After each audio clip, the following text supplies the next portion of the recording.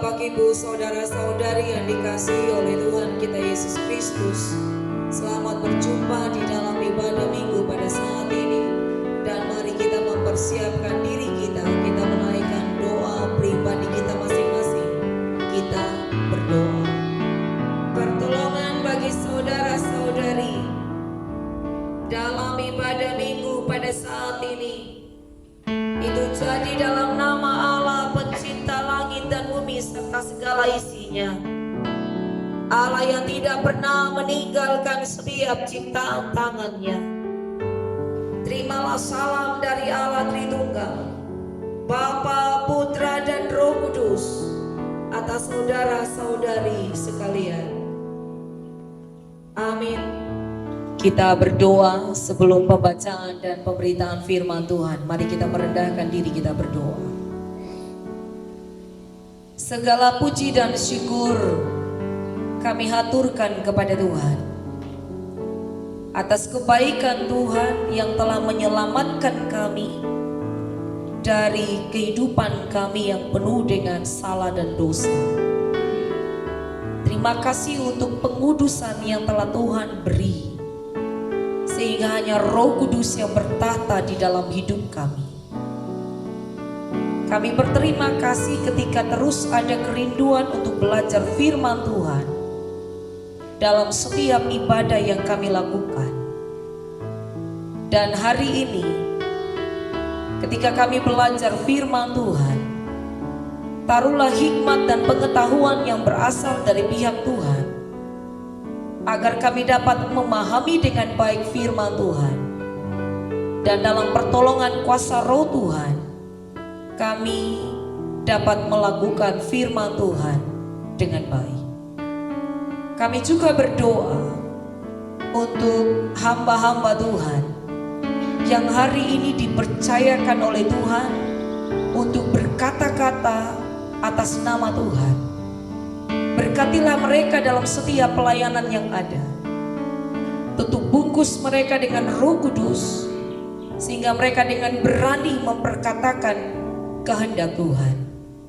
Dan firman yang diberitakan menjadi berkat, menjadi kekuatan dalam hidup pemberita dan pelaku firman. Berfirmanlah bagi kami ya Bapa, karena kami sudah siap untuk mendengarkan firman Tuhan. Dalam nama Tuhan kami Yesus Kristus, kami angkat doa ini kepada Bapa di dalam sorga. Amin. Kita melihat pembacaan yang pertama dari Injil Matius. Matius 11 ayat 25 sampai dengan ayatnya yang ke-30 berbunyi demikian. Pada waktu itu berkatalah Yesus, Aku bersyukur kepadamu Bapa, Tuhan langit dan bumi, karena semuanya itu Engkau sembunyikan bagi orang bijak dan orang pandai, tetapi Engkau menyatakan kepada orang kecil. Ya Bapa, itulah yang berkenan kepadamu.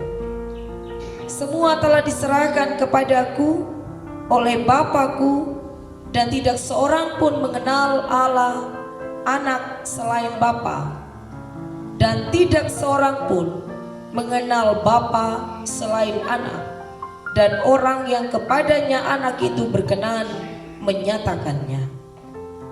Marilah kepadaku semua yang letih lesu dan berbeban berat, Aku akan memberi kelegaan kepadamu. Pikulah kuk yang kupasang, dan belajarlah padaku, karena aku lemah lembut dan rendah hati, dan jiwamu akan mendapat ketenangan. Sebab kuk yang kupasang itu enak, dan bebanku pun ringan. Mari kita melihat pembacaan berikutnya, pembacaan kedua. Kejadian 24 ayat 48 sampai dengan ayat 67. Berbunyi demikian. Kemudian berlututlah aku dan sujud menyembah Tuhan serta memuji Tuhan Allah Tuanku Abraham, yang telah menuntun aku di jalan yang benar untuk mengambil anak perempuan saudara tuanku ini bagi anaknya. Jadi sekarang apabila kamu mau menunjukkan kasih dan setia kepada tuanku itu, beritahukanlah kepadaku, dan jika tidak, beritahukanlah juga kepadaku, supaya aku tahu entah berpaling ke kanan atau ke kiri. Lalu Laban dan Betuel menjawab, semuanya ini datangnya dari Tuhan.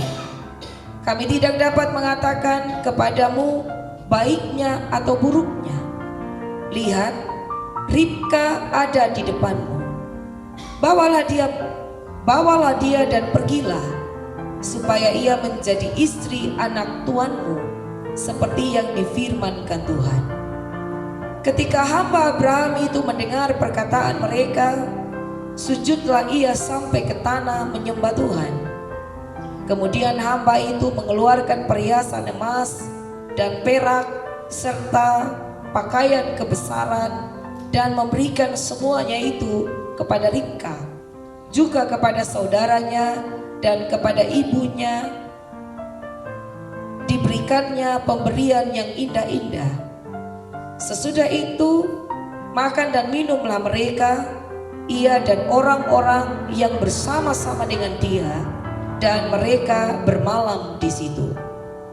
Paginya sesudah mereka bangun, berkatalah hamba itu, lepaslah aku pulang kepada tuanku.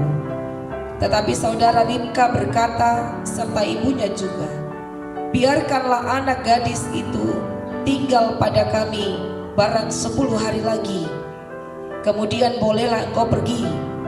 Tetapi jawabnya kepada mereka, janganlah tahan aku, sedang Tuhan telah membuat perjalananku berhasil.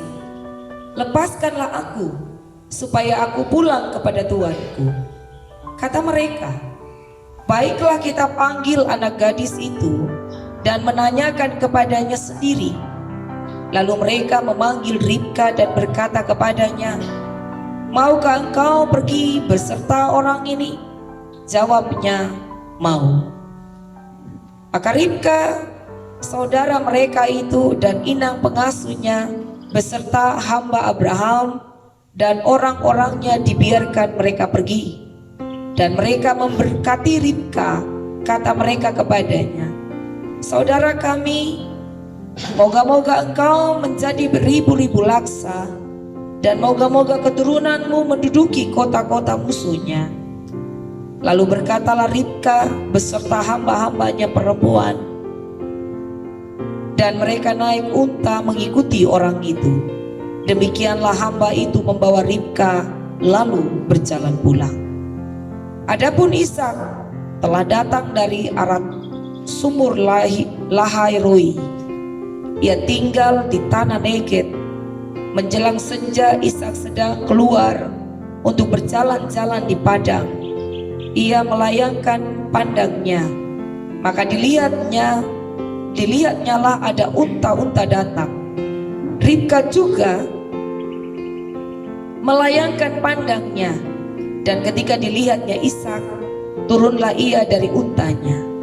Katanya kepada hamba itu, siapakah laki-laki itu yang berjalan di padang ke arah kita? Jawab hamba itu, dialah tuanku itu. Lalu Ribka mengambil telekungnya dan bertelekunglah ia. Kemudian hamba itu menceritakan kepada Ishak segala yang dilakukannya. Lalu Ishak membawa Ribka ke dalam kemah Sarah ibunya dan mengambil dia menjadi istrinya. Ishak mencintainya, dan demikian ia dihiburkan setelah ibunya meninggal. Demikian jauh pembacaan firman Tuhan. Yang dikatakan berbahagia adalah setiap kita yang mau untuk membaca, mendengarkan, merenungkan dan melakukan firman Tuhan dalam hidup hari Lepasari. Saudara-saudari yang dikasihi oleh Yesus Kristus, tema bagi kita pada saat ini, izinkanlah Tuhan menuntun hidup kita. Sekali lagi, izinkanlah Tuhan menuntun hidup kita. Saudara-saudari yang dikasihi oleh Yesus Kristus, kita tidak bisa pungkiri bahwa hidup di dunia ini sering diisi dengan pergumulan-pergumulan kehidupan. Saya pernah mengatakan ada 3 ritme dalam perjalanan hidup. Yang pertama, telah melewati tantangan, kesulitan, pergumulan. Yang kedua, sementara berhadapan dengan tantangan, kesulitan, dan pergumulan. Dan yang ketiga, akan berjumpa dengan tantangan, dengan kesulitan dalam kehidupan. Jadi kita bisa katakan bahwa tidak akan mungkin kita tidak diperhadapkan dengan pergumulan. Meski satu pergumulan sudah selesai, akan datang lagi pergumulan yang baru. Begitu secara terus-menerus yang ada dalam perjalanan hidup kita. Masing-masing orang dengan pergumulannya sendiri-sendiri. Saya tidak bisa mengatakan pergumulan si A sama dengan si B, rumah tangga si A sama dengan rumah tangga si B, anak kecil sama dengan orang dewasa, atau kakak dan adik sama pergumulannya. Tidak. Masing-masing orang dengan pergumulannya, masing-masing orang dengan caranya juga untuk menghadapi pergumulan-pergumulan kehidupan. Terkadang saudara-saudari saat diperhadapkan dengan pergumulan, dengan masalah-masalah hidup, tidak semua orang siap untuk menghadapi itu. Ada begitu banyak orang yang kita jumpai menjadi orang yang frustasi, menjadi orang yang stres, orang yang depresi. Kita baru dengar akhir-akhir ini ada orang yang minum racun. Itu baru terjadi kemarin di Anak Kalang. Hanya karena apa? Karena masalah kehidupan. Kalau mau bilang dia orang tidak sekolah, tidak juga, karena dia sarjana. Mau bilang dia tidak ada pekerjaan, tidak juga, karena dia kontrak. Dia harus meninggalkan istri dan anaknya dan mengambil cara untuk bunuh diri. Saudara-saudari, mungkin ada lagi cerita-cerita lainnya yang kita dengar, yang ada di sekitar kita, bahkan yang melakukan hal itu adalah keluarga kita. Jadi tidak setiap orang siap untuk berjumpa, bahkan dapat menyelesaikan atau menjalani hari-hari hidup yang penuh dengan pergumulan. Saudara-saudari yang dikasihi oleh Yesus Kristus, karena itu saudara-saudari, kita perlu untuk berpikir yang baru secara positif, untuk memaknai setiap masalah, memaknai setiap pergumulan sebagai ujian yang akan diperhadapkan, yang harus dilewati dengan baik, bukan melarikan diri, karena sampai kapanpun kita tidak bisa lari dari pergumulan kehidupan. Jika dalam pandangan positif kita memaknai setiap masalah, setiap tantangan, setiap pergumulan sebagai ujian, maka kita akan menjadi orang yang lebih siap. Karena kita tahu setelah kita melewati ujian, kita akan naik level. Sama seperti orang yang menghadapi ujian. Anak SD untuk bisa naik ke SMP harus lewati ujian. Anak kelas 1 mau naik ke kelas 2 harus lewati ujian. Semua orang pun sebenarnya harus memahami dalam fase yang sama, pemahaman yang sama, bahwa ketika ujian diperhadapkan, Tuhan ingin menaikkan level kehidupan. Dalam Matius 11 ayat 25 sampai dengan ayat yang ke-30 mengajak kita untuk selalu bersyukur. Bersyukur mudah kita lakukan saat kita sedang bersuka cita. Dan ini akan berbeda jika kita berada dalam pergumulan yang berat, penderitaan dan permasalahan hidup. Dapatkah kita juga untuk tetap bersyukur? Yesus mengajak kita untuk bersyukur ketika memikul memikul beban yang tengah dipercayakan atau diberikan dalam hidup kita. Karena ketika kita memikul kuk tersebut, kita tidak pernah dibiarkan sendiri. Ada Tuhan yang bersama-sama dengan kita. Karena ajakan juru selamat tadi, marilah kepadaku semua yang letih lesu dan berbeban berat.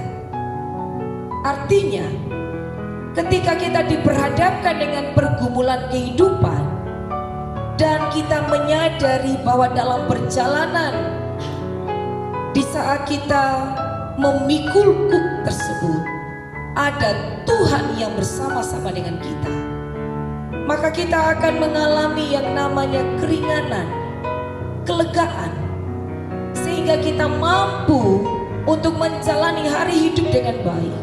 Meskipun ada tantangan, ada penderitaan, ada pergumulan hidup. Saudara-saudari yang dikasihi oleh Yesus Kristus, hanya terkadang ada orang yang tidak menyadari tentang kehadiran Tuhan ini. Dia betul orang Kristen yang percaya kepada Tuhan.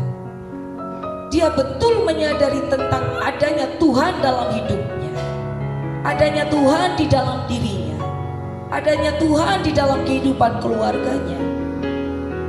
Tetapi ketika ia diperhadapkan dengan pergumulan, ia tidak lagi melihat pada Tuhan yang ada itu. Ia malah melihat kepada beratnya beban pergumulan, sehingga ia tidak mengalami kelegaan dalam hidup. Ia merasa semakin berat perjalanan hidup. Ia merasa bahwa apa yang ia rasakan saat itu menjadi sesuatu yang sangat menekan kehidupannya. Hari ini kita diajak untuk menyadari tentang kehadiran Tuhan dalam hidup. Hanya Tuhan yang mampu menuntun kita untuk dapat menjalani hari hidup dengan baik. Tuntunan Tuhan bukan hanya memberi kita kelegaan, tetapi tuntunan Tuhan juga akan memampukan kita untuk berjumpa dengan setiap hal yang telah dipersiapkan Tuhan dalam hidup. Ini yang kita belajar dari pembacaan yang kedua. Ketika Tuhan memanggil Abraham dan memintanya pergi meninggalkan negerinya, ayahnya, ibunya, ke negeri yang akan Tuhan tunjukkan, Abraham tidak protes. Minggu lalu saya sempat singgung tentang ini.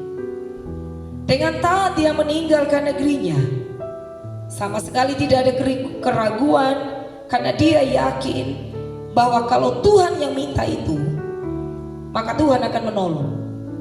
Kalau Tuhan yang menyuruh itu, maka Tuhan akan bertanggung jawab untuk menuntun. Ada suatu kepasrahan, kerelaan untuk dipimpin Tuhan. Abraham juga yakin bahwa janji Tuhan dalam kehidupannya, ia akan memiliki keturunan yang banyak, keturunannya akan menjadi bangsa yang besar, diberkati, dan namanya dibuat masyhur.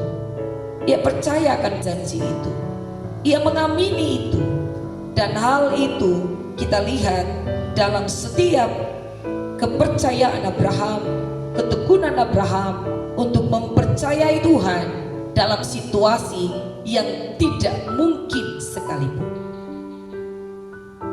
Dalam hal ini, hendaklah kita sebenarnya juga belajar dari Abraham, mempercayakan hidup kita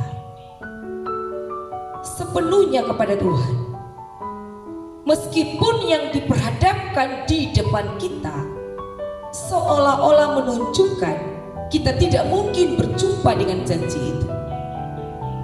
Apa yang diteladankan Abraham sangat baik untuk kehidupan orang Kristen. Kita tidak tahu seperti apa yang akan diperjumpakan di depan kita. Tapi kita yakin bahwa setiap rancangan Tuhan untuk hidup adalah rancangan yang baik, rancangan yang penuh dengan damai sejahtera. Tuhan menyediakan berkat-berkat dalam hidup orang Kristen.